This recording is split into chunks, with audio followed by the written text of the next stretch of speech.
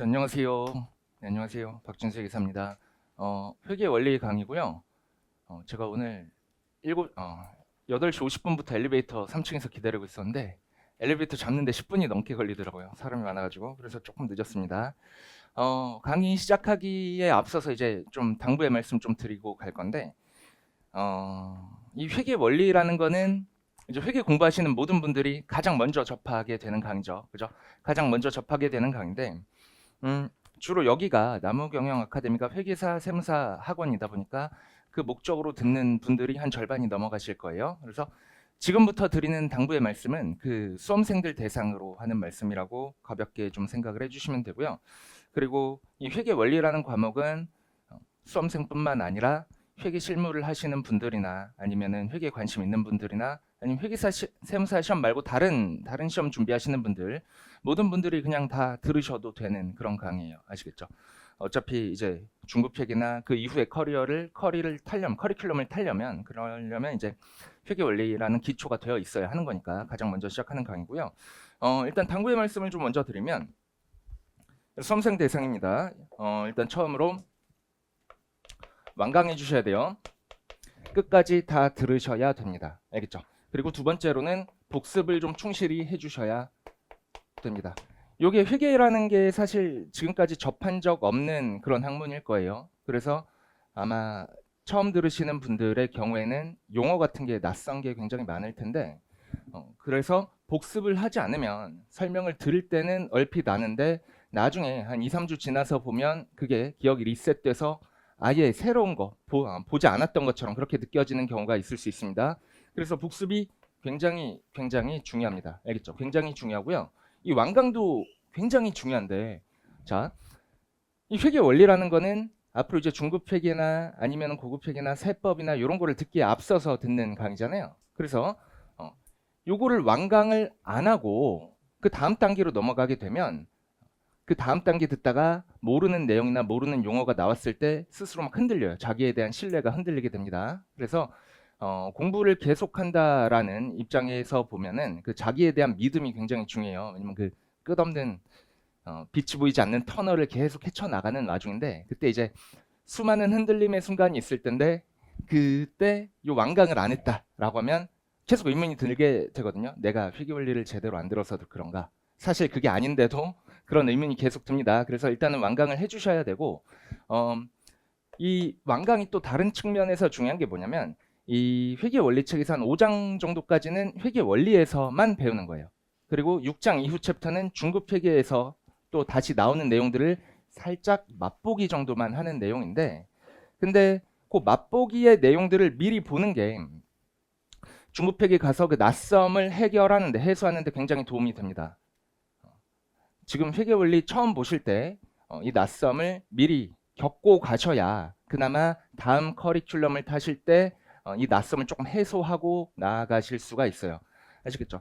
그래서 이 두 가지만 좀 당부를 드리고, 제가 원래 기존 회계 원리 강의에서는 앞에 PPT도 띄워놓고 뭐 계산기 어떻게 치느냐 이런 설명도 하고 했었는데, 그거는 앞으로 중급 회계 강의에서 해드릴게요. 왜냐면 이 계산기 사용법 같은 거는 사실 회계 원리 단계에서는 크게 계산량이 많은 것도 아니고 그렇기 때문에 필요가 없을 것 같아요. 그래서 회계 원리는 그냥 가볍게 들으시고요. 그 다음에 중급 회계 나갈 때 계산기 사용법 같은 거 상세하게 드릴 테니까 궁금하신 분들은 제가 이번에 찍어놓은 중급 회계 1 거기 샘플 강의 보시면 계산기 사용법 같은 거 올라와 있으니까 그거 참고하시면 될 것 같고, 회계 원리 단계에서는 뭐 계산기를 그냥 더하기 빼기 곱하기 정도만 간단히 쓰실 수 있으면 충분할 것 같아요. 그리고 뭐 잡다한 얘기 하지 말고 바로 이제 강의부터 시작해 보도록 하시죠. 자, 1-3페이지 피시고요. 자, 그 회계가 뭐라고 생각하시는지 좀 질문을 드려볼게요. 회계가 뭐예요? 라고 질문해도 아무도 대답 같은 건 하지 않으시죠. 그죠? 강의는 일방향적 소통이죠. 커뮤니케이션이긴 한데 저 혼자 말하면 되는 거죠. 그죠? 회계라는 건 뭐냐면 이제 기업 실체의 경제적 사건을 기록하는 수단. 그러니까 기업의 언어죠, 언어. 그죠? 기업의 언어입니다. 그래서 거기 1-3 쪽에 뇌물반 회계의 기원이라고 돼 있죠. 거기 첫 번째 줄에 파란색 글씨 있는데 경제적 실체에서 발생하는 사건을 기록하는 수단. 여기만 좀 밑줄 좀 쳐 두세요. 제가 앞으로 강의하면서 밑줄 쳐라 아니면 X표 쳐라 이런 내용들이 좀 있을 건데 그때마다 이제 밑줄 충실하게 쳐주셔야 되고 그리고 X표 치라는 것도 충실하게 X표 쳐주셔야 돼요. X표가 더 중요해요. 왜냐면 이게 책이 두껍잖아요. 근데 이 책 모두가 시험 과목이나 아니면은 시험이나 아니면 실무랑 관련 있는 내용들이 아니란 말이죠. 그래서 좀 서설적인 그런 좀 서론적인 내용들이 있기 때문에 그런 것들은 여러분들이 보실 필요가 없어요. 그냥 책의 구성을 위해서 들어가 있는 내용이기 때문에 거기를 X표 치라고 해드릴 테니까 그런 X표를 안 치고 넘어가면 나중에 복습하실 때 볼 양이 많아지겠죠. 그렇게 복습을 많이 한다고 해도 뭐 점수나 아니면 실무 능력과는 전혀 관계가 없습니다. 그래서 X표 치라는 게 나올 건데 일단 그 아래 네모 2번에 양거로 1번 있죠. 학문으로서의 회계학 거기 X표 치세요. 보실 필요 없습니다. 1-4쪽 오셔가지고 양거로 2번 보시면 성과 평가 수단으로서의 회계학이라고 돼 있죠. 거기에 이제 제목만 밑줄 치시고 5번째 줄에 보시면 파란색 글씨 있죠. 회계는 단순한 경제적 사건의 기록 수단에서 소유자가 경영자의 성과를 평가하는 보고 수단이라고 돼 있죠. 거기서 두 개로 나눠서 밑줄을 좀 치겠습니다. 경제적 사건의 기록 수단 밑줄 그리고 소유자가 경영자의 성과를 평가하는 보고 수단 밑줄 치세요.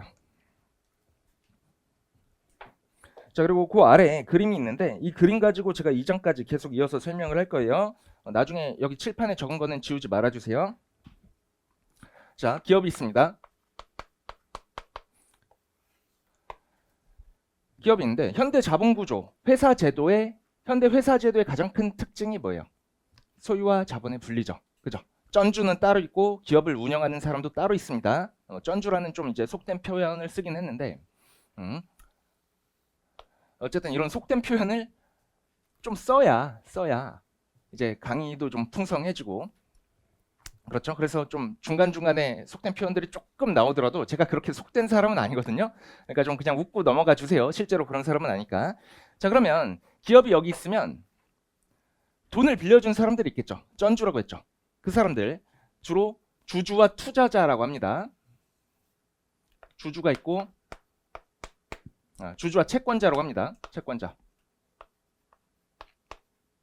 뭐 이런 사람들이 있어요. 대표적으로. 자, 이들이 이거 다시 한 번만 그릴게요. 직선이 조금 삐뚤어져가지고.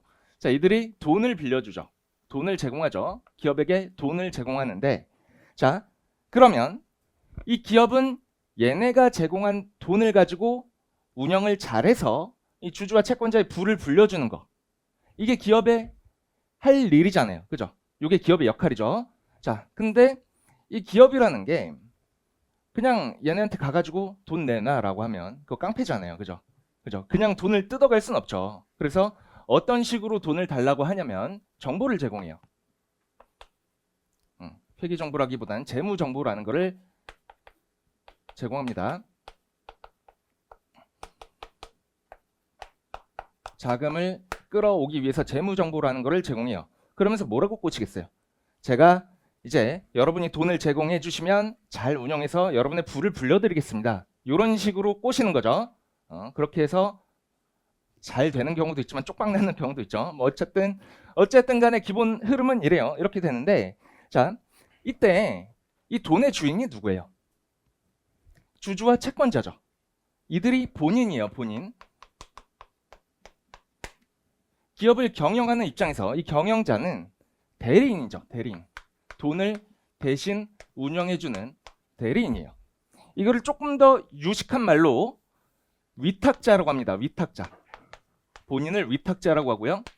대리인을 좀 유식한 말로 수탁자라고 해요. 그래서 이렇게 돈을 주고받는 이들 간에 돈이 오고 가는 거래를 위수탁 거래라고 합니다. 돈을 위탁했다. 얘는 돈을 수탁받았다. 이런 표현을 해요. 그래서 본인 또는 위탁자, 대리인 또는 수탁자라는 얘기를 합니다. 1-4쪽에 그림이 있어요. 굳이 회계 원리 들으실 때는 제가 필기하라는 거 말고 필기하실 필요 없어요. 그냥 가볍게 들으시면 돼요. 알겠죠? 자, 이렇게 이들의 관계가 있는데 자, 자금을 끌어오는 대가로 정보를 제공해야 되죠. 그 정보 제공의 주된 수단이 재무제표예요. 재무제표를 영어로 Financial Statement라고 하거든요. FS라고 적겠습니다. 자, 요 재무제표를 제공해서 재무정보를 제공하고 이거를 통해서 돈을 끌어옵니다. 그리고 이 재무제표에는요 뭐가 있냐면 참, 이런 거 그냥 넘어가도 되는데 조금 선이 좀 삐뚤어져 가지고 죄송합니다. 자, 이 재무정보의 주된 수단이 재무정보 제공의 주된 수단이 재무제표인데 이 재무제표엔 뭐가 있냐면 첫 번째로 재무상태표라는 게 있어요. BS라고 합니다. 다 쓸까요? 처음이니까. 재무상태표.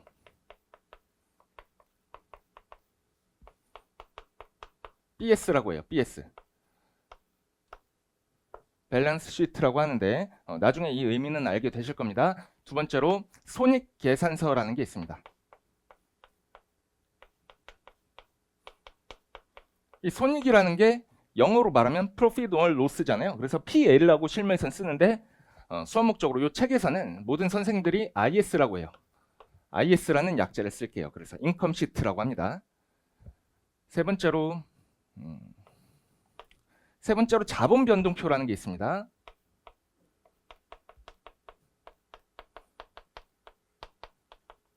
이거는 약자로 C2라고 해요. 의미까지는 아실 필요 없고요. 그냥 자본 변동표라는 용어만 알고 계시면 돼요. 자, 네 번째로 현금 흐름표라는 게 있습니다.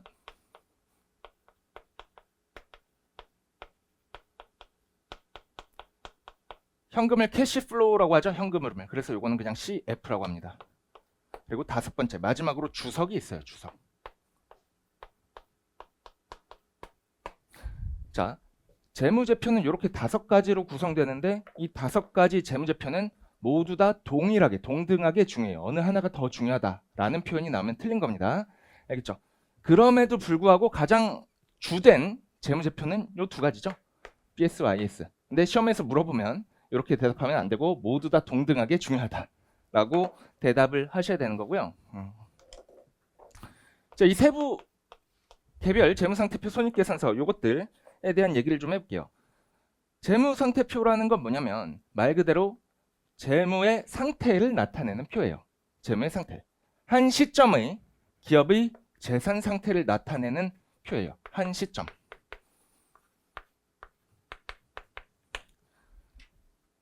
굉장히 중요한 표현입니다. 한 시점의 재산 상태. 재산 상태라는 거는 어떤 특정 시점을 잘라서 그 시점에 너 돈 얼마 있어? 이렇게 물어볼 수 있는 거죠. 그죠? 기간 동안에 돈이 얼마가 있어? 라고 할 수는 없는 거예요. 자, 그럼 반대로 요 세 개는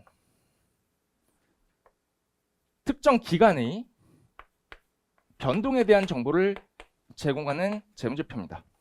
예를 들어서 손익계산서. 수익과 비용이 얼마나 발생해서 이익이 얼마나 발생했느냐라는 얘기를 할 때 기간의 개념이 빠질 수는 없죠. 예를 들어서 연봉, 개인적인 측면에서 바라보자면 개인의 측면에서 바라보자면 연봉이나 월급이나 이런 거 얘기할 때 연, 월 이런 기간 개념이 항상 붙잖아요. 그죠?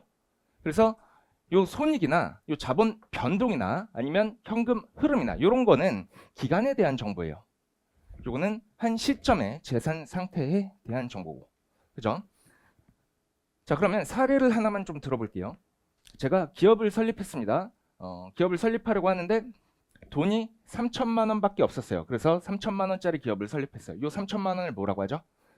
자본금이라고 해요. 자본금.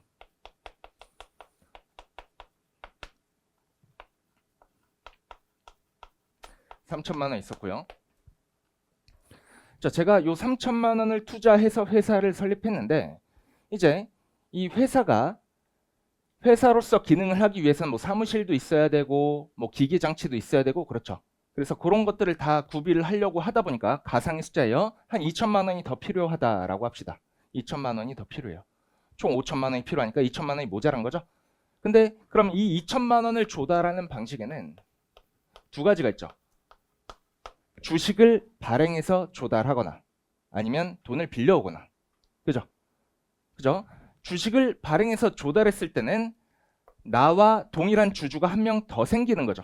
그죠? 주식을 발행하면 그건 주주예요. 돈을 빌려오면 돈을 빌려준 사람을 채권자라고 하죠. 그래서 이번에는 요 경우에는 그냥 돈을 빌려왔다라고 해봅시다. 그럼 자본금 말고 빌려온 돈이니까 부채라는 표현을 씁니다. 자, 자본이 금은 뺄게요. 자본이 3천만 원 있고 부채가 2억 원 있어요. 그러면 이 두 개를 합쳐서 뭐라고 하냐면 자산이라고 합니다. 자산.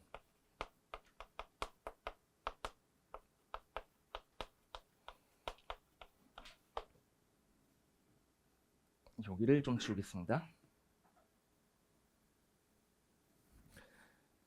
자, 이런 얘기 해볼게요. 여러분, 요새 집값이 너무 비싸잖아요. 집을 살 때 물론 자기 돈만으로 사면 너무 행복하겠지만 그게 보통 안 돼서 다 은행 빚을 끼고 사죠. 그죠? 5억짜리, 5천만 원짜리 집을 사는데 이제 은행에서 2천만 원을 빌렸다라고 해봐요.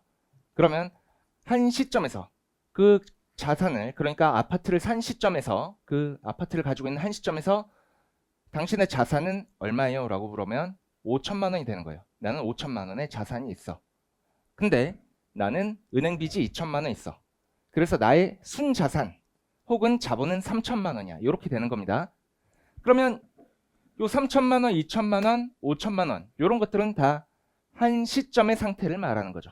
한 시점의 재산 상태를 말하는 거예요. 그래서 여기서 알고 가셔야 될 게 재무 회계 전반적으로 흐르는 굉장히 중요한 공식인데, 자, 자산은 부채 더하기 자본이에요. 항등식입니다. 자, 자산 5천만 원은 부채 2천만 원 더하기 자본 3천만 원 이렇게 되는 거죠. 그죠? 다른 말로 하면 자산 빼기 부채는 자본이에요. 자산 5천만 원에서 부채 2천만 원을 빼면 자본 3천만 원인 거죠. 그래서 이 자본을 다른 말로 순자산이라는 표현을 하기도 합니다. 아시겠죠? 이런 용어들은 좀 알고 가시고, 자, 그다음에 이 손익계산서 자본변동표, 현금흐름표는 기간의 정보를 나타내는 재무제표라고 했잖아요. 자, 이런 얘기를 해봅시다. 이게 X1년 1월 1일. X1이라고 하는 거는 첫 번째 연도를 말하는 거예요. 20X1년. 첫 번째 연도에 1월 1일에 이 기업의 재산 상태가 자산이 5천만 원 있고 부채가 2천만 원 있고 자본이 그래서 3천만 원 있었다라고 합시다. 1년 동안 X1년 중에 1년 동안 수익이 한 4천만 원 생겼고요. 비용이 한 1천만 원 생겼다라고 합시다. 그럼 이익이 얼마 생겨요? 요거는 따로 말 안 해도 알죠? 수익 빼기 비용이 이익이죠. 그죠? 이익이 3천만 원 생기죠.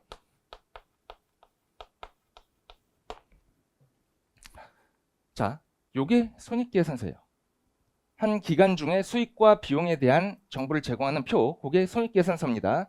그럼 이 손익계산서까지 반영하고 나면 X1년 12월 31일의 재무상태는 어떻게 돼요? 원래는 순자산이 3천만 원 있었잖아요. 그죠? 자, 이 3천만 원만큼 자본이 증가하는 거죠. 그죠?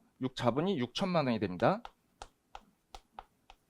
부채는 내가 이익이 났다고 2천만 원을 갚으면 되는데 갑자기 갚아야 될 돈이 4천만 원이 되거나 막 이러진 않죠. 부채는 계속 2천만 원이에요.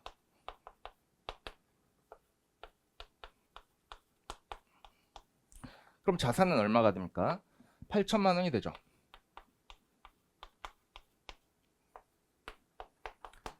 여기서도 부채 더하기 자본은 자산이라는 항등식은 여기서도 성립하죠. 자, 여기서도 성립하고, 그러면 X1년 초와 X1년 말에 각 시점의 재산 상태 변동에 대해서는 어디 나타나냐면 요 손익계산서에 나타나는 거예요. 알겠죠? 손익계산서에서 이렇게 자본의 변동에 대한 사항이 나타납니다. 근데 한 가지 더 말씀을 드리자면, 한 가지 더 사례를 들어보면 X1년 중에 이렇게 수익과 비용이 발생해서 순자산이 늘어날 수도 있는데, 근데 다른 방법으로 순자산이 변동할 수도 있어요. 예를 들어서 주주가 한 2천만 원 추가로 출자를 했다라고 해봅시다. 추가 출자 2천만 원.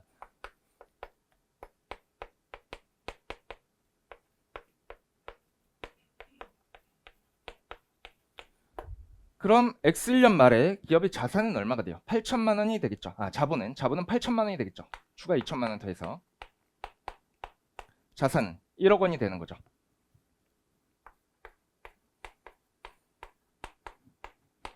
그쵸? 자, 그러면 이때 요거는 손익계산서에 나타난다 그랬죠? 요 추가 출자는 자본 변동표에 나타나요. 알겠죠? 자본의 증감 중에서 손익과 관련된 거는 손익 계산서에 나타나고요. 그리고 주주와의 거래, 자본 거래라고 하거든요. 주주와의 거래를 자본 거래라고 합니다. 자, 이게 좀 글씨가 자본 거래로 인한 자본의 증감은 거래. 자본 거래로 인한 자본의 증감은 자본 변동표에 나타나요. 알겠죠?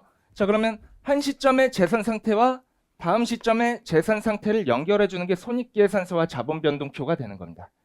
그들 간의 관계가 이해가 되시죠? 자, 이들의 관계는 이렇고, 자, 그럼 마지막에 현금 흐름표 하나 남았죠? 주석이라는 거는 뭐 앞에 요 네 가지 재무제표에 대한 부연 설명을 해주는 거고, 남은 게 요거잖아요. 현금 흐름표 하나가 남았잖아요. 자, 요거에 대한 얘기를 또 해볼게요. 위에 세 가지 표는요, 재무상태표, 손익계산서, 자본변동표, 요거는 발생주의에 의해서 작성이 돼요. 요게 뭔지는 나중에 배울 거예요. 개괄적으로 가볍게만 설명을 드리면, 여러분들 돈 얼마 벌었어 라고 할 때, 제가 예를 들어서 요 계산기를 빌려온 계산기인데 요거를 팔고 10,000원을 받았습니다. 이런 경우가 있을 수 있고, 요거를 팔고 10,000원을 다음 달에 받기로 했을 수도 있죠. 팔고 지금 받냐, 팔고 다음 달에 받냐, 요 차이가 어떻게 나타나냐면, 자 봐요. 현금 흐름에서 나타나죠. 다음 달에 받으면 나는 현금 흐름이 다음 달에 발생하는 거고, 지금 당장 현금으로 팔면 지금 현금 흐름이 발생하는 거고, 그렇죠?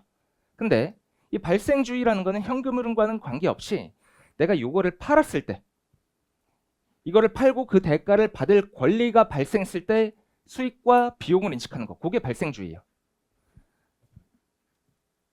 근데 현금주의는요? 현금 흐름표는 현금주의에 의한 재무제표거든요. 현금주의는 말 그대로 이거를 팔고 다음 달에 현금을 10,000원 받기로 했다라고 하면, 현금 흐름표에서는 요 10,000원의 현금 흐름이 지금 말고 다음 달에 발생하는 거로 표시가 되는 거죠. 그죠? 이런 게 왜 중요할까요?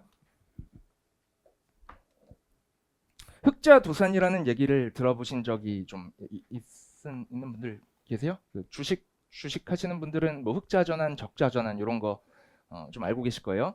흑자전환 할 때 주가가 좀 많이 뛰고, 갑자기 적자로 전환하면 주가가 확 내리꽂거든요. 주식 얘기를 해서 그런데, 아무튼 그 흑자도산이라는 게 있어요. 그게 뭐냐면, 자, 손익계산서는 요거는 발생주의에 의한 재무제표라고 했죠. 발생주의에 의해서 수익과 비용을 나타내는 표가 손익계산서인데, 근데 요거는 발생주의에 의한 정보지 현금 흐름 정보를 가지고 있지 않다고요. 그러면 이익은 나는데 요 이익이 지금 현금화된 이익이 아니고 다음 달에 받기로 한 돈이다 라고 가정을 해봅시다. 근데 나의 채권자가, 저쪽에 있는 전주 중에 요 채권자가 지금 당장 돈을 달라고 해요. 그럼 나는 현금이 없죠. 그러면 요럴 때는 기업이 망해버리는 거예요. 부도가 나죠. 당장 지급할 현금이 없으면 기업이 부도가 납니다. 그래서 투자자 입장에서 발생주의 재무제표에 표시되는 정보뿐만 아니라 현금 흐름 정보도 굉장히 중요해요. 이 기업이 망할지 안 망할지, 그리고 앞으로 얼마만큼의 현금을 벌어들일지, 이런 걸 예측하는데 현금 흐름 정보가 중요하기 때문에 그거를 별도로 요 현금 흐름표라는 데서 나타내 주는 거예요. 알겠죠? 그리고 말씀드렸다시피 요 주석은 재무상태표, 손익계산서, 자본변동표, 현금 흐름표에 대한 부연 설명을 하는 데입니다. 알겠죠? 서술적으로 부연 설명을 하기도 하고요. 추가적인 뭐 상세한 분석이나 아니면은 뭐 수치 이런 것들을 여기다 제공하기도 하고요. 뭐 그렇습니다. 자, 그래서 책으로 가볼게요. 거기 1-4쪽 보시면 그런 얘기가 제가 방금 했던 비슷한 그림이 나와 있죠. 그거 참고하시고, 자, 네모 3번 회계의 정의 제목에 밑줄 쳐보세요. 네모 3번의 회계의 정의. 1-5쪽 가셔가지고 여기에 양괄호 1번, 양괄호 2번, 뒤에 가시면 양괄호 3, 4, 5번 있습니다. 1-5쪽, 6쪽에 파란색 글씨 제목들만 밑줄 쳐보세요. 회계란 뭐냐면, 양괄호 1번 회계 정보 이용자가 양괄호 2번 합리적인 의사결정을 위해서 뒤로 넘기시고, 양괄호 3번 기업 실체에 관한 양구로 4번 유용한 정보를, 양구로 5번 식별, 측정, 전달하는 정보 시스템. 요게 회계예요. 아시겠죠? 요게 회계의 정의입니다. 그래서 그 양괄호 1, 2번에 밑줄 칠 거는 따로 없어요. 알겠죠? 그리고 양괄호 1, 2번 아래쪽에 1-5 쪽 아래 보시면 다양한 회계 정보 이용자라고 나와 있죠. 다양한 회계 정보 이용자. 자, 이 그림에서 보시면 회계 정보 이용자가 누구예요? 얘네죠, 얘네. 그죠? 자, 재무 정보를 요쪽에 제공하고, 요 재무 보고라고 하거든요. 재무 정보를 제공하는 것에 조금 더 재무 정보 제공하는 것을 좀 더 유식한 말로 표현하면 이걸 재무 보고라고 해요. 그리고 이 재무 보고의 주된 수단은 재무제표가 되는 거고, 그리고 이들이 정보 이용자죠. 근데 얘네 말고 추가적인 정보 이용자가 있을 수도 있다라는 거예요. 하지만 그들은 주된 이용자가 아니에요. 주된 정보 이용자는 얘네입니다. 주주와 채권자예요. 회사와 직접적으로 돈으로 엮여 있는 관계들. 알겠죠? 근데 일단 보고는 갈게요. 1-5 쪽 보시면 맨 아래 다양한 회계 정보 이용자라고 돼 있죠? 거기 보시면 맨 위에 있는 게 주주와 채권자예요. 투자자라고 하는 것은 주식 투자자를 말하는 거고요. 대여자는 채권 투자자, 그러니까 돈을 빌려준 사람을 말하는 거예요. 투자자와 대여자, 이들이 가장 주된 회계 정보 이용자가 되고요. 얘네는 왜 정보를 필요로 하겠어요? 회계 정보를. 주식 투자자는 주식을 언제 살지, 사도 될지 말지 이런 거 판단할 때, 그리고 언제 팔지, 지금 팔까 말까 이런 거 결정을 할 때 재무제표를 어느 정도 보겠죠. 그래서 재무 정보를 필요로 하고요. 대여자는 돈을 빌려줬다가 회사가 망하면 돈 떼이는 거잖아요. 그래서 떼이지 않기 위해서 이제 빌려줘도 되는 회사인지 이런 거를 판단할 때 재무제표를 이용하는 거죠. 이익을 창출하고 있는 회사냐, 현금 흐름이 잘 창출이 되고 있냐, 그래서 내 돈을 이자 포함해서 잘 갚을 수 있냐, 요거를 판단하기 위해서 재무제표를 보는 거죠. 자, 그 아래쪽에 종업원도 회계 정보를 이용할 수는 있습니다. 종업원 입장에서 회계 정보를 어떤 식으로 이용하냐면, 자, 회사가 힘들다고 했는데 이익이 잘 나고 있어. 힘들다고 하면서 성과급을 안 주는데 재무제표를 보니까 이익이 잘 나고 있어요. 이러면 어떻게 해야 돼요? 이직해야죠. 그렇죠? 그만 다녀야겠죠. 뭐 그런 정보를 가지고 아니면은 가서 이제 경영자한테 가가지고 성과급을 이게 좀 부당한 것 같습니다. 이 정도 얘기할 수 있잖아요. 사실상 그렇게 얘기하긴 힘들지만 힘드니까 이직하는 거죠. 그렇죠? 그렇지만 어쨌든 종업원도 그렇게 재무 정보를 이용하게 되고요. 자, 그다음에 공급자와 그 밖의 거래 채권자 보시면, 공급자는 뭐냐면 이제 회사에다가 제품을 판 사람을 말하는 거예요. 제품을 팔았어요. 돈을 받아야죠. 돈을 받아야 되는데 회사가 부실하면 이제 돈을 뗄 염려가 있죠. 그래서 공급자와 그 밖의 거래 채권자들도 이제 회사의 재무 정보를 중요하게 생각을 합니다. 현대에서의 거래가 대부분 다 신용 거래거든요. 외상 거래예요. 그래서 팔고 나서 나중에 돈을 받는데, 돈을 떼지 않기 위해서 대기업 같은 경우에는 보통 이제 거래처 선별부터 해요. 여기 팔면 돈 받을 수 있냐, 이런 거를 먼저 판단을 좀 해요. 그래서 제가 실제로 감사하던 회사 중에서 회사가 너무 힘든데, 그 회사가 그 아버님이 설립하신 회사예요. 그리고 아드님이 지금 운영하고 계신데, 아드님이 한 50대 후반 정도 되셨더라고요. 아버님은 거의 뭐 90대 가시고 엄청 열심히 키우셔가지고 큰 회사, 좋은 회사였는데, 아드님이 이제 욕심이 많으신 거죠. 막 이 사업도 해보고 싶고 저 사업도 해보고 싶고. 끝이 예상이 되시죠? 그죠? 안 좋겠죠. 하는데 본인 능력은 안 되는데 이것저것 벌려 놓으니까 자꾸 이제 손실이 나는 거지. 손실이 나는데 아무튼 그런 회사가 있었어요. 근데 그 회사에서 있었던 게 이런 거예요. 공급자와 그 밖의 거래 채권자. 이제 그 회사에서 이익이 계속 안 나니까, 손실이 계속 나고 현금 흐름이 안 나니까 그 회사가 이제 제품을 사와다가, 뭔가를 사와다가 원재료를 사와가지고 만들어서 팔아야 될 거 아니야. 근데 그 원재료 파는 회사에서 너네 재무제표를 보니까 너네한테 제품을 못 팔겠다. 돈을 떼일 것 같다. 그래서 제품을 못 팔겠다라고 말을 한 거예요. 그래서 거의 뭐 망해가고 있는데, 근데 그거를 뭐 제 탓을 하더라고요. 이제 회사가 망하는 건, 저는 이제 재무제표가 손실이 나면 손실이 난다고 이렇게 얘기를 해줘야 되는 거고, 이익이 나면 이익이 난다고 말을 해줘야 되는데, 그 손실이 나는 게 제 책임은 아니잖아요. 그죠? 근데 그거를 회계사님이 재무제표를 이렇게 뭐 좀 이익을 좀 적게 보고를 하게 만들어 주셔가지고, 사실 재무제표 제가 만드는 것도 아닌데 그렇게 해가지고 뭐 거래처와 거래가 끊겼습니다라는 얘기를 저한테 하는데, 그러면은 그거를 대표님한테 말하셔야지 저한테 말하시냐라고 말을 하고 싶은데 말은 못하죠. 그죠?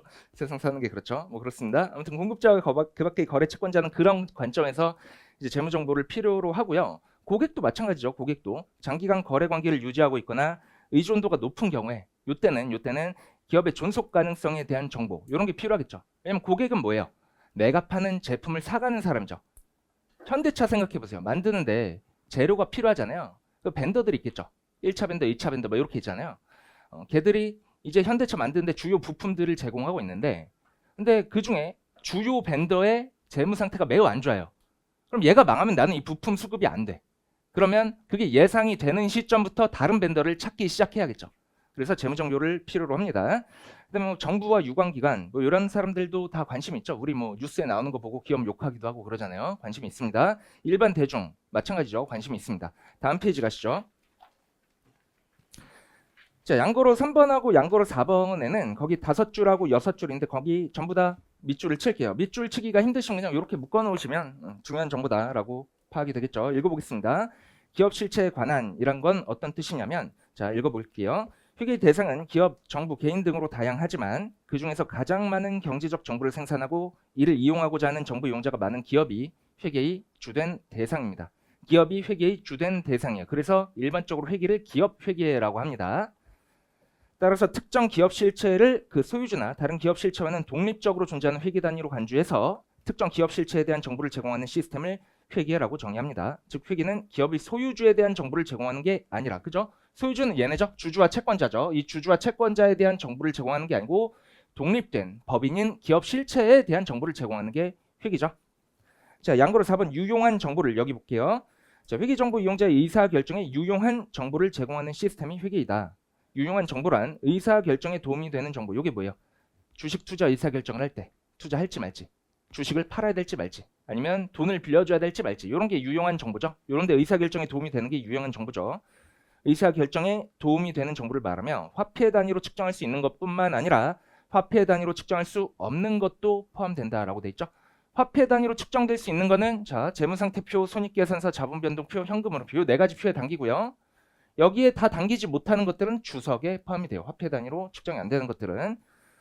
회계정보는 재무제표를 통해서 제공되는 것이 일반적이므로 화폐 단위로 측정할 수 있는 정보가 주를 이루죠. 근데 경제활동이 급변하고 복잡해짐에 따라서 정부 이용자들이 요구하는 정보가 더 다양해지고 그 양도 많아지게 되어서 최근에는 화폐 단위로 측정할 수 없는 정보도 주석을 통해서 많이 제공된다. 뭐 이런 게 있습니다.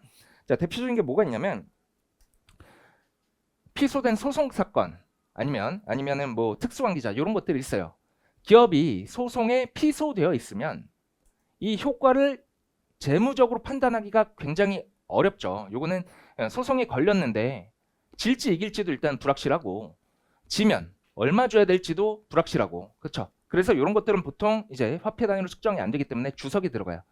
그리고 특수관계자라는 건 뭐냐면 기업과 이제 일반적인 시장에서 거래하는 제3자 말고 좀 특수한 관계가 있는 사람들 말이에요. 예를 들어서 아까 말했던 그 회장님과 그 아드님과 그 아드님의 아드님. 기업과 그들 간의 거래가 있다라고 하면 이런 거를 특수관계자 거래라고 보는 거죠. 그런 거 많이 하잖아요. 그 증여를 위해서 좀 자식이 만든 회사에서 비싸게 사온다거나 아니면 자식이 만든 회사에다가 싸게 판다거나 이런 거를 많이 하죠. 이런 거를 특수관계자 거래라고 합니다. 이런 것들은 주석에 공시하도록 되어 있어요. 자, 양걸 5번 보시면 그냥 뭐 식별 측정 전달하는 정보 시스템이다라고 나와 있으니까 그거 한번 좀 알아보시면 되고요. 그냥 보시면 되고요. 그 아래 참고 박스 한 번만 보고 갈게요. 부기라고 돼 있는데 밑줄은 치지 마시고 읽어만 보겠습니다.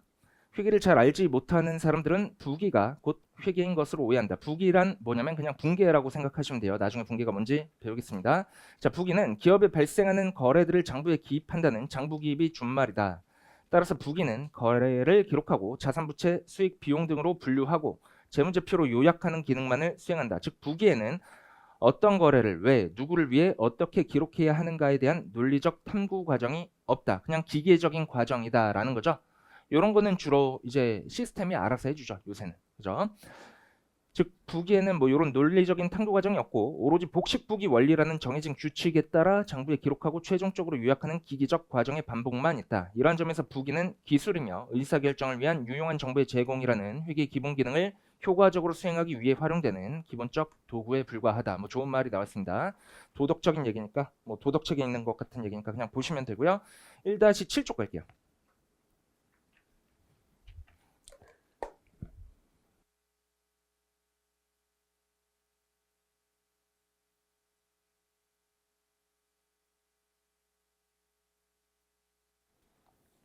자, 거기 가보시면 네모 4번에 회계의 분류라고 나와 있습니다. 밑줄 치지 마세요. 그냥 뭔지 알고만 가시면 돼요. 첫 번째로 나온 게 재무회계죠.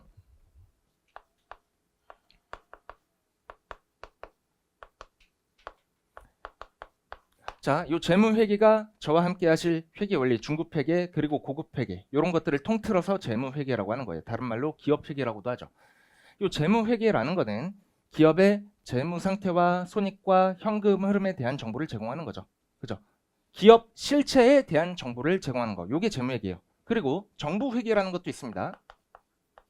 책에는 없지만 정부 기관들도 재무제표를 만들어요. 이때는 기업 회계를 만들 때, 기업 재무제표를 만들 때와는 좀 다른 회계 기준이 적용이 되거든요. 이런 정부 기관의 재무제표를 만드는 그런 회계를 정부회계라고 해요. 그래서 재무회계랑 정부회계는 실체의 재무제표를 만드는 거. 요게 주된 목적이에요.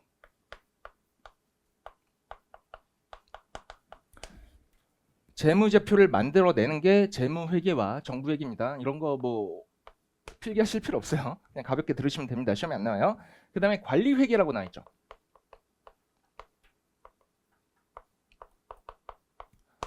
자, 이건 뭐냐면 읽어볼게요.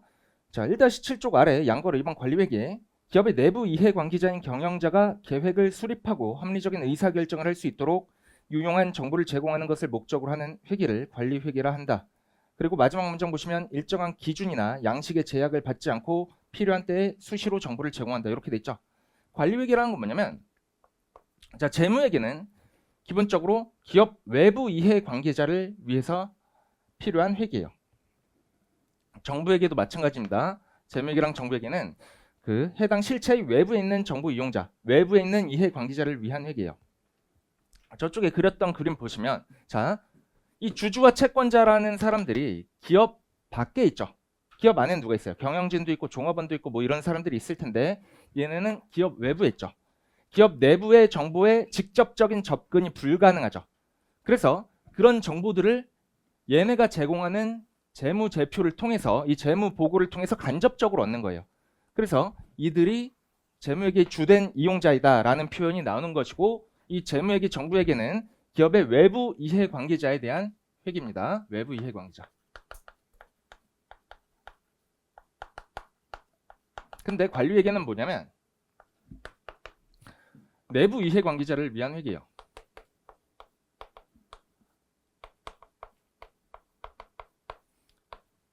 자, 내부 이해관계자는 뭐 대표적으로 뭐 경영진이나 종업원 이런 사람들 있겠죠. 그 회사를 다닌다라고 생각을 해보시면 부장님이, 여러분 이제 신입사원 입장을 가정하겠습니다. 신입사원이 이제 일을 하고 있는데 부장님이 자, 이 제품의 수익성 분석을 해봐 라고 했을 때 필요한 게 수익성 분석 보고서 이런 게 필요하죠. 그렇죠? 그런 걸 만들어 드려야겠죠. 그런 게 관리회계예요. 그 수익성 분석을 해서 어떤 의사결정을 해요. 만약에 이 제품의 수익이 잘 나고 있으면, 이익이 나고 있으면 제품 생산을 늘려야겠고, 오히려 손실이 나고 있으면 제품 생산 판매를 중단해야겠죠. 그게 의사결정이죠. 그죠? 그런 의사결정에 도움이 되는 회계가 관리회계입니다. 내부 이해관계자를 위한 회계가 관리회계고요. 그 내부 이해관계자가 제가 부장님 예를 들었잖아요. 그러면 이 부장님이 원하는 보고서는, 수익성 분석 보고서는 부장님이 원하는 방식과 부장님이 원하는 양식과 시기에 맞추어서 제공하면 되는 거죠. 그래서 특정한 양식이나 형태, 시기 이런 게 규정되어 있지 않아요. 그냥 만들라고 하는 대로 만들면 됩니다. 알겠죠? 그들의 니즈를 충족시키는 방식으로 만들면 돼요. 특정한 형식이 없어요. 자, 세 번째로 뭐가 나와 있냐면 세무회계라고 있죠. 이 세무회계는 말 그대로 그냥 세금 계산하기 위한 회계예요. 그 나중에 세법이라는 과목을 배우시게 될 텐데, 공부하시는 분들은 이 세금을 계산하기 위해서 기본적으로 재무제표가 바탕이 되어야 해요. 기업에서 일어난 모든 거래들을 세법 관점에서 다 분석할 수는 없거든요. 그래서 만들어진 재무제표에서 세무조정이라는 걸 거쳐서 세금을 계산을 하게 됩니다. 그래서 이런 게 세무회계다라고만, 세무회계라는 거는 세금을 계산하기 위한 거다라고만 좀 알고 계시면 될 것 같아요. 자, 그 다음에 마지막으로 회계 감사라고 돼 있죠. 이게 제가 하는 거죠. 자, 요건 뭐냐? 기업의 재무제표를 좀 이제 실제로 일하다 보면 이런 걸 헷갈려 하시는 분들이 부장님들이 좀 계신데, 기업의 재무제표를 만드는 사람은 기업의 경영자예요. 재무제표 작성 책임은 기업의 최고 의사 결정자인 CEO에게 있습니다. 그래서 재무제표는 이 기업이 만드는 거예요. 그죠? 그리고 누구한테 제공하냐면 쩐주들한테 제공하죠. 외부 이해 관계자에게. 이들이 주된 이용자니까 얘들한테 제공하면서 돈 좀 주세요라고 하는데, 자, 그럼 얘네는 여기다 돈을 주는 입장이고, 그리고 대표이사는 이 주주총회에서 이들과의 협상에 의해서 연봉이 결정되죠. 그럼 대표이사는 어떤 유인이 있냐면 회사의 재산 상태가 매우 좋다, 이익을 잘 만들어내고 있다 라고 보고하고 싶은 그런 유인이 어마어마하게 많겠죠. 그죠? 그래야 성과급도 많이 받아갈 거고. 근데 그렇게 얘 마음대로 만들어낸 재무제표를 이들이 믿을 수 있느냐, 그대로 믿어도 되느냐라는 거예요. 그래서 이들이 그대로 믿을 수가 없기 때문에 얘가 만든 요 재무제표, 요거죠, 요 재무제표를 검증해 줄 사람이 필요해요. 그게 이제 회계사들이 하는 일이고, 그거를 회계감사라고 합니다. 이 회계감사는 재무제표의 신뢰성을 증가시키는 역할을 하는 거죠. 이게 믿어도 되는 재무제표냐, 분식회계 같은 게 없냐, 요런 거를 인증해주는 역할을 하는 거죠. 그런 겁니다. 그래서 재무제표의 작성자는 기업의 경영진이고, 작성 책임은 기업의 대표이사에게 있고, 그리고 우리 회계사들이 하는 회계감사는 이들이 만든 재무제표에 대한 신뢰성을 증가시키는, 제대로 만들어졌다라는 것을 인증해주는 그런 업무다 라는 얘기가 거기에 나와 있습니다. 마지막 문장 보시면 회계감사를 통해서 재무제표의 신뢰성이 증대된다, 뭐 이런 얘기가 나와 있어요. 다 도덕적인 얘기죠. 1-9쪽 가보시면 뭐 공인회계사의 역할 이렇게 나와 있는데, 뭐 그냥 좋은 얘기가 나와 있습니다. 읽어만 볼게요. 두 번째 문장 보시면 두 번째 줄 보시면 기업이 준비한 재무제표가 일반적으로 인정된 회계 원칙에 따라 작성되었는지에 대한 전문가적 의견을 제시하는 공인된 전문가, 얘들이 회계사죠. 그래서 자, 이런 얘기를 좀 하겠습니다. 이 재무제표라는 거를 만들어서 보고하는데, 만드는데 일정한 기준이 있어야 될 거 아니에요. 일정한 기준에 의해서 재무제표를 만들어야 다른 기업이 만든 재무제표랑 비교가 가능하겠죠. 얘는 똑같은 거래에 대해서 얘는 이렇게, 얘는 저렇게, 이렇게 회계 처리해버리면 똑같은 거래인데 금액 효과가 다르게 나올 수 있다는 거죠. 그래서 재무제표를 만드는데 필요한 그 회계 기준이라는 게 있어요. 그거를 우리가 갭이라고 해요. 자, GAAP라고 하는데 Generally Accepted Accounting Principle이라는 것의 약자입니다. 일반적으로, Generally 일반적으로 Accepted 인정된 Accounting 회계 Principle 원칙, 일반적으로 인정된 회계 원칙이라는 말이에요. 그래서 이 갭에 따라서 재무제표를 만듭니다. 요게 기본이에요. 갭에 따라서 재무제표를 만드는 게 기본이고, 요 갭에 의해서 재무제표가 만들어졌는지를 확인하는 게 이게 회계감사인 것입니다. 아시겠죠? 자, 그리고 요 갭에는 대한민국에서 인정되는 요 갭이 크게 두 가지가 있어요. 그 두 가지가 전부는 아닌데, 일단 KIFRS라는 게 있고요. 이런 건 상장기업이 적용하는 회계 기준입니다. 상장기업들은 이제 해외에서도 많이 투자를 하잖아요. 이 해외 투자자들도 볼 수 있는 회계 기준, 전 세계적으로 통용되는 회계 기준에 의해서 만들어야 되니까 International Financial Reporting Standard라고 하거든요. 뭐 국제 회계 기준에 의해서, 한국이니까 앞에 K가 붙었겠죠. KIFRS란 말을 하는데, 이 국제 회계 기준에 의해서 재무제표를 만들어서 공시해야 돼요. 상장 기업들은. 근데 상장 기업이 아닌 회사들, 제가 만약에 내일 회사를 만들어요. 만들 수 있잖아요. 그죠? 누구나 회사는 만들 수 있는데, 그 만들었는데 주주는 저밖에 없죠. 근데 이 회사들에게, 이런 회사에게 IFRS 적용해서 회계 처리해라 라고 하면 요거 어렵거든요. 회계 기준이. 그러니까 이 사람들은, 이런 조그마한 회사들, 비상장 회사들은 그냥 일반 기업 회계 기준에 의해서 만들어도 된다라고 허용을 하고 있습니다. 그래서 크게 인정되는 회계 기준이 일반 기업 회계 기준하고 IFRS가 있습니다. 그리고 이 IFRS가 시험범이에요. 요게 시험범입니다. 요거는 시험에 나오지 않아요. 뭐 회계 기준이 다른 것도 있어요. 뭐 금융투자업자 회계 처리 기준 뭐 이런 것도 있고, 뭐 정부 회계 같은 거, 국가 회계 기준 이런 것도 있고 여러 가지인데, 대표적으로 이렇게 두 가지가 있다는 말이고, 그 중에서도 시험에 나오는 건 요 KIFRS만 시험의 범위의 대상이 됩니다. 자, 1-10쪽 가보겠습니다. 벌써 1시간이 되어가네요. 자, 1-10쪽 네모 1번 보시면 재무회계의 환경이라고 돼 있죠. 거기 맨 위에 세 줄 밑줄 치겠습니다. 재무회계는 기업의 외부 이해관계자인 현재 및 잠재적 주주와 채권자의 의사 결정에 유용한 정보를 제공하는 것을 목적으로 한다. 회계 정보도 생산자와 수요자가 있는 경제적 재화이다. 이때 생산자는 기업의 경영자이며 수요자는 외부 이해관계자인 주주와 채권자이다 라는 얘기가 나와 있죠. 그래서 그 아래 똑같은 그림이 또 나와 있습니다. 소유와 경영의 분리 뭐 이런 얘기가 나와 있고 대리 문제가 발생한다. 이 대리 문제가 뭐예요? 쩐주는 얘는데 기업의 경영자가 이 주주와 채권자의 이익이 아니라 본인의 이익을 위해서 활동하는 거. 예를 들어서 법인카드를 막 쓴다거나 뭐 국회의원 중에 그런 분들 많죠. 국민의 뭐 이익을 대변하지 않고 자기의 이익을 대변해서 법인카드 저도 법인카드 좀 쓰고 싶은데 뭐 그래요. 뭐 그런 사람들이 많죠. 그런 거를 대리 문제라고 하죠. 그런 거를 줄이기 위해서 회계 정보가 이용이 되는 거죠. 자, 아래 양거를 본 정보의 생산자 보세요. 첫 번째 문장 밑줄 치겠습니다. 제목에도 밑줄 치세요. 정보의 생산자 땡땡하고 기업의 경영자. 경영자가 정보의 생산자입니다. 회계 기준에 따라 재무제표를 작성하고 보고할 책임은 그 기업의 경영자에게 있다. 따라서 재무회계 환경에서 기업의 경영자는 정보의 생산자 역할을 한다. 여기만 보시면 돼요. 자, 1-11페이지 가셔가지고 맨 위에 7줄인데 거기 세 번째 줄 가장 오른쪽에 보시면 하게 되는 것이다. 다음부터 문단 마지막까지 4줄 밑줄 쳐보겠습니다. 5줄이죠. 경영자의 임무는 기업의 경영 책임을 맡아 자신의 이익이 아닌 소유주의 이익을 극대화하는 것이지만 때로는 자신의 이익을 위해서 소유주의 이익을 훼손시키는 경우가 발생할 수 있다. 이를 대리 문제라 한다. 혹은 도덕적 해이 뭐 이런 말도 하죠. 따라서 소유주인 주주와 채권자는 경영자에게서 제공받은 재무회계 정보를 근거로 경영자에 대한 성과평가를 주기적으로 수행하게 된다. 뭐 이익이 많이 나면 경영자는 다음 연도 연봉 협상 시에 좀 더 유리한 입장에 설 수 있겠죠. 그죠?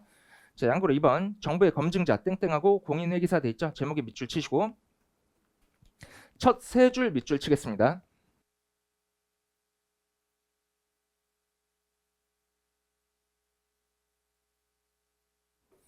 주주와 채권자는 재무제표를 통해 경영자의 성과를 평가한다. 하지만 성과평가의 당사자인 경영자가 재무제표를 작성하므로 재무회계 정보는 경영자에게 유리한 방식으로 왜곡되거나 변형될 위험이 항상 존재한다. 재무회계 환경에서 공인회계사의 역할은 정보의 감시자 역할을 하는 것이다. 이런 좋은 말이 나와 있습니다. 거기까지만 보시고 양보로 3번 갈게요. 제목에 밑줄 치세요. 정보의 수요자라고 돼 있고 땡땡하고 주주와 채권자 제목 밑줄 치시고 자, 두 번째 문장의 파란색 글씨부터 4줄 밑줄 치겠습니다. 재무회계의 환경에서 주주와 채권자의 역할은 정보의 수요자이다. 하지만 주주와 채권자는 투자한 기업의 정보에 대해 가장 중요하고 즉각적인 수요가 있음에도 불구하고 다수가 그 정보를 그들에게 직접 제공하도록 기업에 요구할 수 없다. 따라서 재무제표가 주주와 채권자가 기업의 상황에 대해서 알 수 있는 유일한 수단이다 라는 말이 나와 있습니다. 마지막 문장도 밑줄 치겠습니다. 정보통신의 발달로 인해서 최근에는 일정 규모를 넘는 기업의 경우에는 금융감독원의 책임하에 재무제표가 전산 매체를 통해 제공된다라고 되어 있는데 자, 그게 전산 매체를 통해 제공되는 주소를 좀 알려드릴게요. 혹시나 주식하시는 분들 다 아시겠지만 dart.fss.or.kr 가시면 여기에 기업 이름 검색하시면 재무제표들 다 검색해 보실 수 있어요. 다음 페이지 가겠습니다.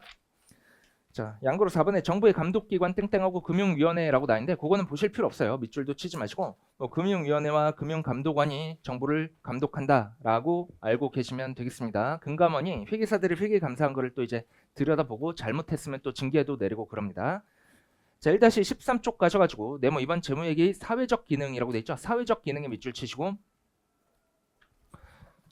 자, 양거로 1, 2, 3번의 제목에 밑줄 치겠습니다. 수탁 책임에 관한 보고수단. 양거로 2번 사회적 자원의 효율적 배분. 양거로 3번 기타 사회적 통제 기능 밑줄. 자, 수탁 책임에 대한 보고수단 뭐예요?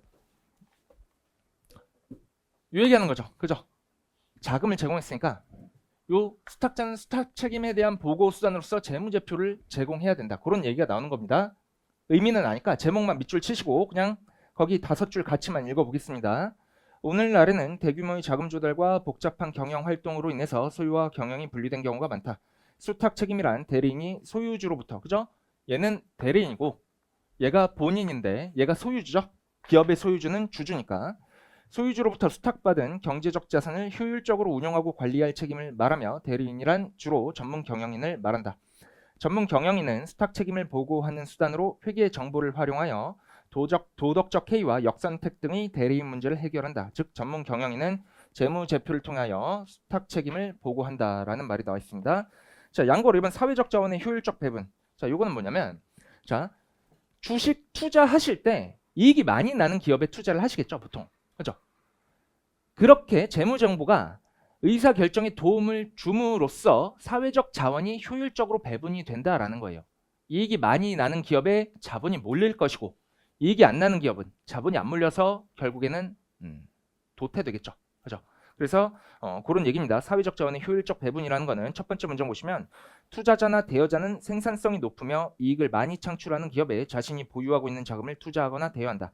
이를 위해서 기업과 관련된 회계 정보가 요구된다. 즉 기업 실체에 대한 회계 정보는 사회적으로 희소한 자원이 생산성이 높은 기업에 효율적으로 배분되도록 돕는다. 뭐 좋은 말이 나왔습니다.